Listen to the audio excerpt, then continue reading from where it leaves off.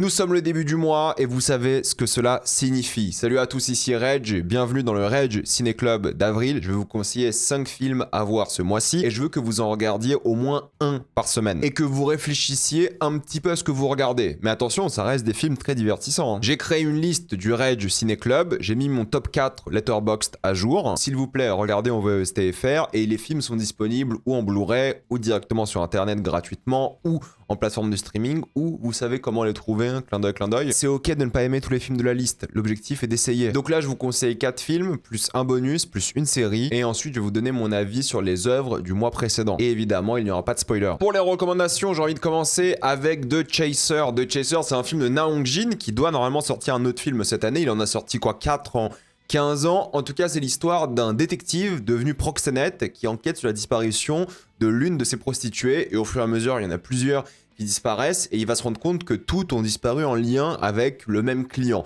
Donc ça devient une sorte de thriller, détective noir, un peu sombre et macabre, et c'est génial. Si vous n'avez pas vu The Chaser, c'est pour moi un excellent film, donc regardez-le, c'est très très bien. Na Hong-jin, c'est un cinéaste que j'adore. Ensuite, nous avons La Grande Illusion. C'est un film de guerre sur la Première Guerre mondiale, mais c'est considéré comme l'un des grands films pacifistes de l'histoire, et c'est hyper intéressant car il est sorti quelques années avant la Seconde Guerre mondiale. Il est sorti en 1937, c'est un film de Jean Renoir avec Jean Gabin. C'est un classique qui passait mais tout le temps quand vous étiez gamin à la télé. Vous l'avez sûrement vu à ce moment-là, mais revoyez-le, c'est une pépite et moi aussi je le mets dans cette liste pour le remater. Vous allez adorer. Goodbye Lenin, c'est peut-être entre guillemets le moins bon de la liste pour l'instant, mais j'ai une vraie affection pour ce film. C'est l'histoire d'une femme dans le coma qui se réveille après la chute du mur de Berlin, donc elle n'est pas consciente et au courant qu'il n'y a plus le mur, qu'il n'y a plus le communisme, sauf qu'elle est une fervente défenseuse du communiste et son fils ne veut pas qu'elle soit au courant que le communisme s'est cassé la gueule,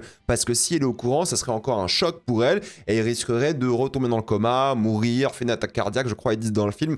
Bref, c'est un peu un film plus léger mais que j'aime beaucoup et qui me touche encore aujourd'hui. La Chasse, encore un film un peu différent, c'est pas The Chaser mais La Chasse. C'est un professeur qui est un petit peu seul, il n'a pas la meilleure vie possible. Ça commence à mieux se passer dans sa vie, sauf que quelqu'un va l'accuser de quelque chose d'extrêmement grave et sa vie va de nouveau changer. C'est hyper intéressant, j'adore, vous allez sûrement adorer aussi. Et le film bonus du mois, c'est le film Cass. C'est l'histoire d'un jeune adolescent qui se fait harceler à l'école, qui est un peu seul, il va pas très très bien dans sa vie. Il va juste développer une nouvelle raison de vivre grâce à ce faucon qu'il va commencer à entraîner. Il va commencer à se lier d'amitié avec et sa vie va changer par rapport à ça. C'est un super film que j'adore, que j'ai hâte de revoir aussi. Et en termes de série télé, je vous conseille Barry. Barry, c'est une série HBO qui raconte l'histoire d'un assassin professionnel qui en a marre du métier, qui est un petit peu dépressif et qui décide de devenir acteur. Donc c'est un assassin qui devient acteur, c'est génial, vous allez passer un super moment devant, je vous conseille Barry comme pas possible. C'est d'après moi un bijou et c'est encore une série que je trouve assez sous-cotée en France malheureusement. Donc regardez Barry. Maintenant pour parler des œuvres que j'ai conseillées le mois précédent, j'ai envie de commencer avec Almost Famous. Almost Famous, c'est un film que j'adore qui raconte l'histoire d'un jeune lycéen qui va commencer à suivre un groupe de rock en tournée aux États-Unis. C'est autobiographique comme film. Le réalisateur Cameron Crowe, il a vécu ça. Il était journaliste très jeune pour Rolling Stone et il suivait plusieurs groupes de musique comme The Who. Par exemple, il a fait Led Zepp aussi, si je dis pas de bêtises, et du coup, c'est lui qui fait un film sur sa vie d'adolescent, son rite initiatique de l'époque, dans sa vie à lui, mais aussi dans le film de lui qui va suivre donc ce groupe de rock, leur péripéties, ce que ça fait d'être dans un groupe de rock par rapport à évidemment la cohésion du groupe, par rapport aux groupies, par rapport à la vie que tu as en dehors de la tournée, la famille, les tromperies, l'addiction, ce genre de choses. Il y a beaucoup de choses qui sont très très bien de ce point de vue-là, mais ce qui est vraiment très bien dans le Most Famous, c'est vraiment l'hommage évidemment à la musique, à la culture, au fait. Et c'est ça qui est hyper important aujourd'hui, c'est qu'il faut voir la version longue.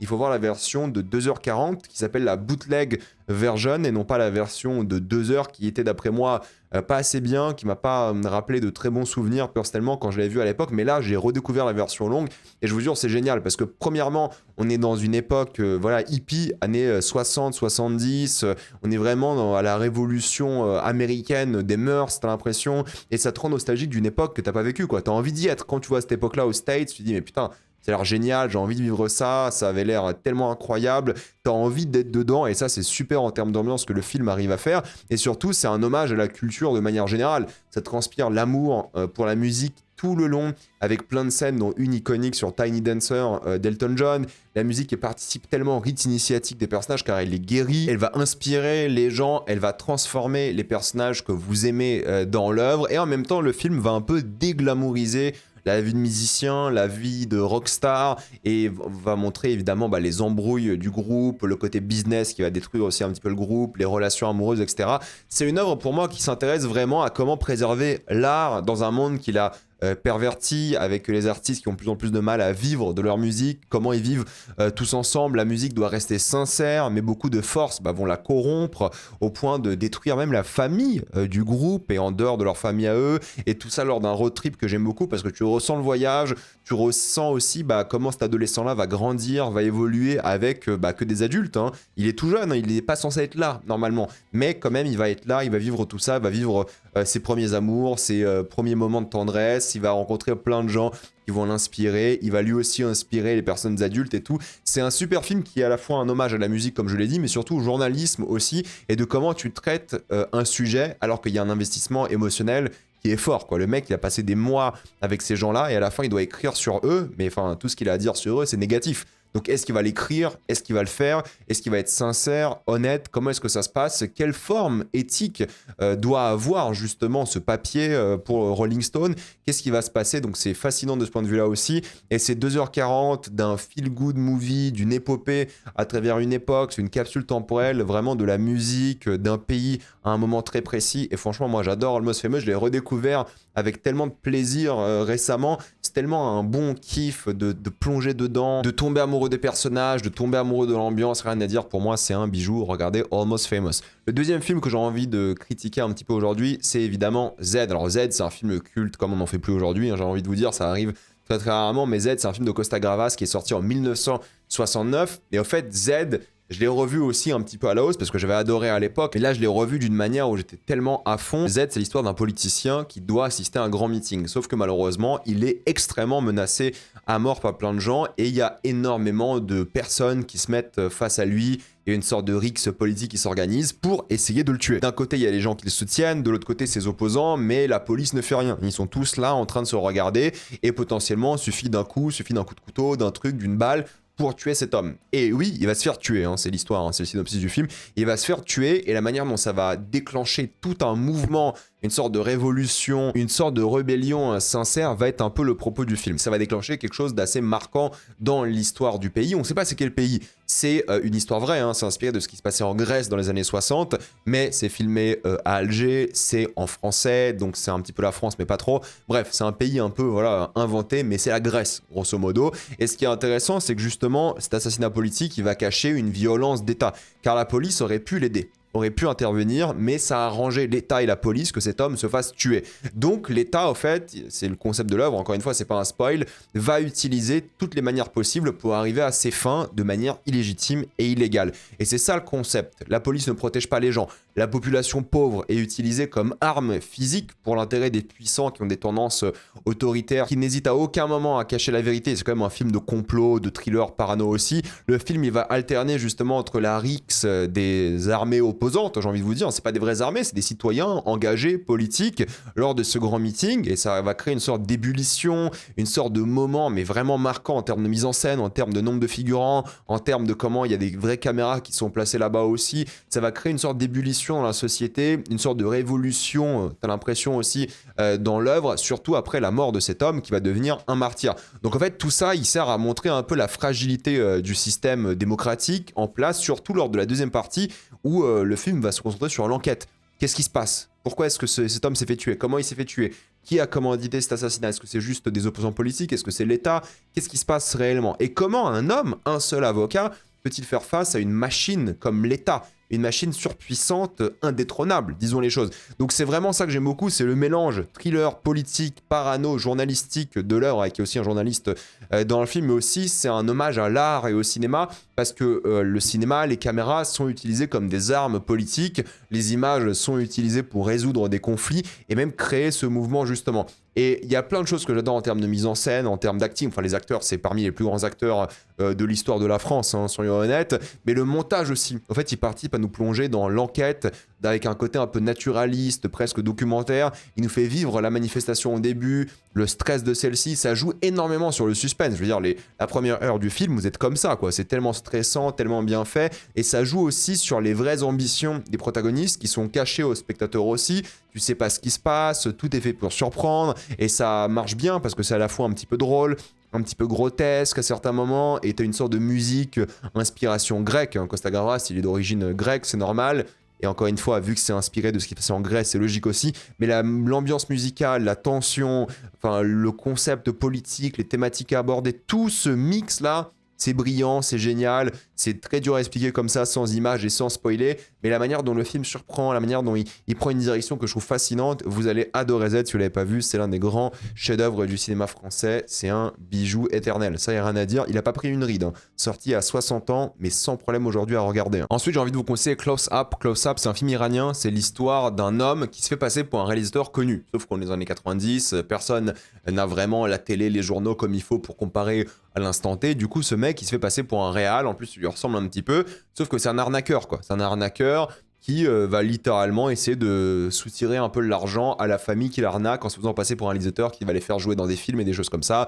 Il a trouvé des acteurs dans cette famille. Bref, il est en train de les arnaquer comme pas possible. Et justement, cet homme-là, il a vraiment fait ça dans la vraie vie. Genre, l'acteur qui joue dans le film, c'est le mec qui a fait ça dans la vraie vie. Et d'ailleurs, tous les acteurs du film sont les gens qui ont vécu cet acte. Donc en fait, c'est hyper intéressant parce que c'est à la fois une sorte de histoire vraie filmée, parce qu'il y a des séquences en full documentaire avec des images, entre guillemets, d'archives, et en même temps, il rejoue des scènes, genre les vrais personnages, de la vraie histoire dans le film. Donc ceux qui ont vécu ça, ils deviennent acteurs pour le film, dont le mec qui s'est fait passer pour un réalisateur. Et il y a tout un débat sur ça justement, parce que tu sais pas ce qui est vrai, ce qui est de la fiction, ce qui est vraiment le documentaire. Tu sais pas s'il rejoue les séquences de la même manière. En fait, voilà, le film instaure un narratif qui sera la vérité quoi qu'il arrive, parce que c'est le film qui va décider de ça. Et il y a un débat qui est hyper intéressant dans ces histoires-là, c'est que ça va brouiller la ligne entre fiction, réalité, et comment la fiction peut prendre le pas sur la réalité. Et on a l'impression que ce qui est montré et la vérité pure, quoi. Donc voilà, c'est bon, là c'est l'histoire grâce à cette manière de faire le film. Et c'est fascinant parce que du coup on suit le mec qui a commencé à arnaquer et son jugement, c'est un film de procès, j'ai envie de vous dire, et c'est tout le débat autour du film. En fait, qu'est-ce qui est vrai? Qu'est-ce qui est faux? Est-ce que le mélange des deux, en fait, c'est la chose la plus intéressante? Est-ce que c'est un mensonge? Est-ce que c'est une réalité? Qu'est-ce qu'on fait par rapport à ça? Et un truc encore plus fascinant, c'est que le mec, il se fait passer pour un réalisateur parce qu'il voulait être artiste. Et là, il est devenu artiste en réalité, vu qu'il joue dans le propre film de sa propre histoire. Il y a un truc un peu méta par rapport à ça. Le mec voulait vraiment être réalisateur, acteur et tout, et là il l'est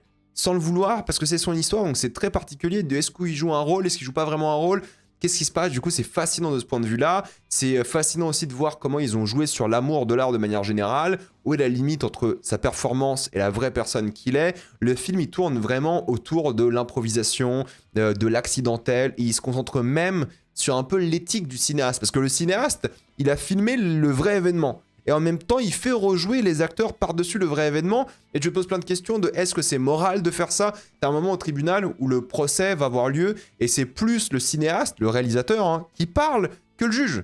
Je dis, bah attendez, c'est un peu bizarre quand même. Pourquoi le cinéaste, il parle autant? Est-ce que c'est vrai? Est-ce que c'est de la fiction? C'est fascinant comme film analysé de ce point de vue-là. Et c'est ça qui est bien parce que déjà, l'histoire, elle est hyper intéressante. Ce personnage-là, il est hyper fascinant par rapport à pourquoi il a fait ça, cet arnaqueur, pourquoi il a vécu toutes ces choses-là.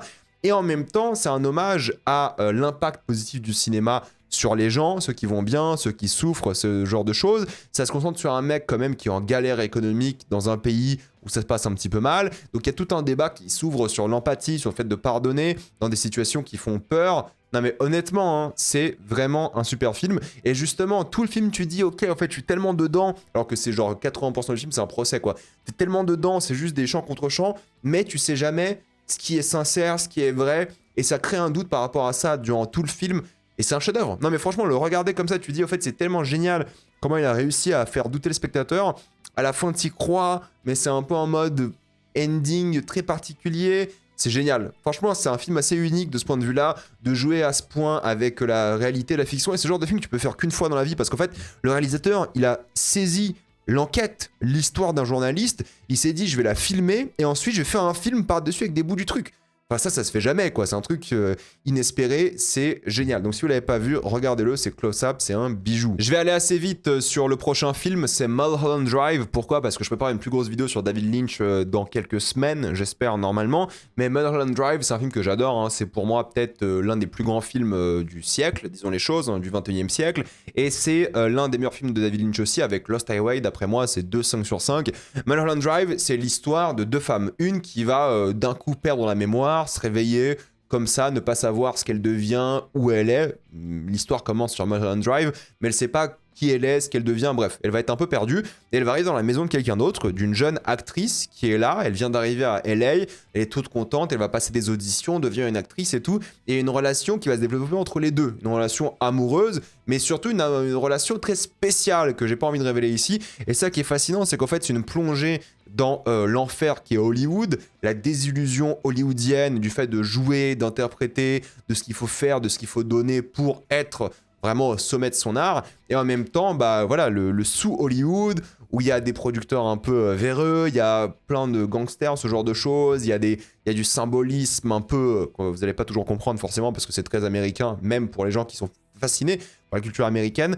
C'est ça qui est génial en fait, c'est vraiment une plongée dans un univers qui est dur, qui est compliqué, en même temps ça va jouer sur la paranoïa, sur les traumatismes, il y a 1000 trucs intéressants dans Mulholland Drive que j'ai pas envie de spoiler et je ferai une vidéo je pense spoiler sur David Lynch justement quand je parlerai de ce film, mais c'est ça que moi à titre personnel j'ai beaucoup aimé, c'est la manière dont on est plongé dans cette ambiance, en termes de montage c'est excellent, il y a un cut à un moment qui est peut-être l'un des cuts les plus iconiques de l'histoire du cinéma, bref j'en parlerai en détail dans quelques mois, mais Mulholland Drive c'est peut-être aussi le film le plus accessible de David Lynch. Je trouve que c'est vraiment simple à regarder aujourd'hui, et la fin est peut-être un peu tordue, il faut un peu se concentrer, mais franchement, tout le reste du film, c'est juste une plongée dans une sorte de psychologie très particulière, et c'est tellement satisfaisant quand vous le finissez, c'est un super film. Donc si vous l'avez pas vu, regardez-le, c'est génial. Et un dernier film que j'ai découvert récemment, c'est La Noire 2 de Ousmane Sembène, c'est un film que j'avais jamais vu auparavant, qui dure qu'1 heure, hein. C'est magnifique. En gros, c'est l'histoire d'une femme qui est africaine, sénégalaise, qui va aller vivre en France pour le travail. Elle va aller dans le sud de la France, à côté d'Antibes, et vivre voilà, en tant que travailleuse à la maison pour un couple de blancs. Puis elle est trop contente parce qu'en fait, elle va aller vivre en France, elle va avoir un travail qui sera sûrement bien payé, elle va quitter le Sénégal, non pas qu'elle aime pas le Sénégal, mais juste voilà, il y a un moment, elle a besoin de travail, elle va devenir une sorte de femme de ménage, femme à tout faire dans cette maison. Elle partait avec les yeux écarquillés, trop contente et tout, sauf qu'évidemment, bah, c'est la désillusion la plus totale, hein, c'est une femme qui sera malheureusement soumise à une situation d'esclavage moderne hein, dans une maison qu'elle ne pourra jamais réellement quitter, alors que son rêve c'était aussi de voir un peu le sud de la France, et de voir à quoi ça ressemble et tout, mais en fait non, elle pourra jamais quitter la maison parce que voilà, le couple ne voudra pas qu'elle quitte la maison, et va faire que bosser à la maison, elle va faire que s'occuper un petit peu des enfants, mais surtout faire à manger, ce genre de choses. Ça sera une esclave de maison, grosso modo, et elle qui rêvait de flâner dans le magnifique sud du pays ne pourra pas le faire. Donc c'est évidemment un film qui va parler de néocolonialisme, on est dans les années 60, donc c'est déjà la fin, évidemment, du colonialisme, entre guillemets, mais ce néocolonialisme, il prend le dessus. Évidemment, la France a toujours une main très forte hein, posée sur l'Afrique, une sorte de soumission culturelle qui se fait de la part de la France sur quasiment tout le continent africain, du racisme omniprésent évidemment, elle est traitée de N-word littéralement tout le film, il y a un dépouillement continu hein, du pays pour l'avancée économique de la France, donc c'est un pays qui voit ses ressources partir, ressources humaines, et en même temps autres ressources vers la France pour le plaisir des Blancs de manière générale, et aussi le gouvernement et les entreprises qui poussent les Français à aller vivre en Afrique comme des rois, ce genre de choses. Donc c'est vraiment symbolisé par 2 mondes, Antibes et Dakar, ce qui est fascinant parce qu'il y a des séquences dans les deux et c'est magnifique. Et la protagoniste est clairement déshumanisée hein, de A à Z, elle sera enfermée dans la maison à cause de sa couleur de peau évidemment, mais aussi son genre et sa classe sociale. Hein. C'est ça qui est intéressant, c'est que Ousmane Sembène, il a réussi à gérer un peu l'intersection de ces luttes pour évoquer son sujet de manière naturelle, souvent avec un point de vue un peu de résistance, via un effort presque naïf. Et ça va opposer tellement de choses que j'aime bien, comme évidemment la lutte entre le silence de cette femme, versus la femme blanche qui va tout le temps gueuler et des choses comme ça. Il y a plein d'idées aussi sur le masque, la récupération de son identité, de son pays, de son continent face à la France et tout. C'est fascinant, c'est touchant, c'est triste et c'est qu'une heure. Honnêtement, c'est qu'une heure, vous n'avez pas d'excuses. Regardez, vous allez adorer, c'est un super film. Et pour finir, la série télé que tout le monde a vue, pour le coup, là on est à quelque chose de 57%, parce que les autres films aujourd'hui c'était un peu galère en termes de pourcentage. Hein. Almost Famous, vous étiez 13% à l'avoir vu, Z 9%, Close Up 7%, Mulholland Drive 52%, ça va. La Noire 2, 5%. Je crois que La Noire 2, c'est le pire de toute la liste. En tout cas, Tchernobyl, c'est 57%. Vous le connaissez tous. J'en ai fait une vidéo critique quand c'est sorti à l'époque, donc allez voir ça pour tous les détails. Mais c'est pour moi la meilleure mini-série de l'histoire des mini-séries. C'est d'une justesse pour moi hors du commun concernant la manière dont la catastrophe est expliquée, la manière dont les enjeux sont montrés, la manière dont les personnages sont mis en avant, le sacrifice, ce qui a dû être fait, le mensonge, la manipulation, les raisons de cet incident de Tchernobyl, puis la mise en scène elle est glorieuse, c'est du jamais vu, bref c'est une grande mini-série, c'est dur à regarder mais c'est que 5 épisodes de mémoire et chaque épisode est vraiment un chef-d'œuvre de télévision, c'est l'une des plus grandes séries de tous les temps, vraiment en termes d'adaptation de ce qui s'est passé là, c'est incroyable quoi, franchement c'est tellement bien, tellement une série qui est triste mais qui est belle à la fois, qui est marquante, qui rend hommage aux gens qui ont subi tout ce qui s'est passé. Bref, un bijou d'après moi. Allez voir Tchernobyl, c'est la meilleure mini-série de tous les temps. Allez voir ma critique dessus. Bref, dites-moi ce que vous pensez des œuvres que j'ai citées aujourd'hui. Êtes-vous d'accord, pas d'accord? J'ai envie d'avoir votre avis. Mettez-moi tout ça dans les commentaires. Pensez à vous abonner à la chaîne pour voir les prochaines vidéos. Mettez un j'aime, ça aide beaucoup la chaîne. Suivez-moi sur tous mes réseaux. Maintenant, toutes les vidéos sont disponibles en mode podcast aussi. Et il y a aussi du contenu sur Instagram, TikTok, Twitch. Et moi, je vous dis à la prochaine fois. Salut à tous.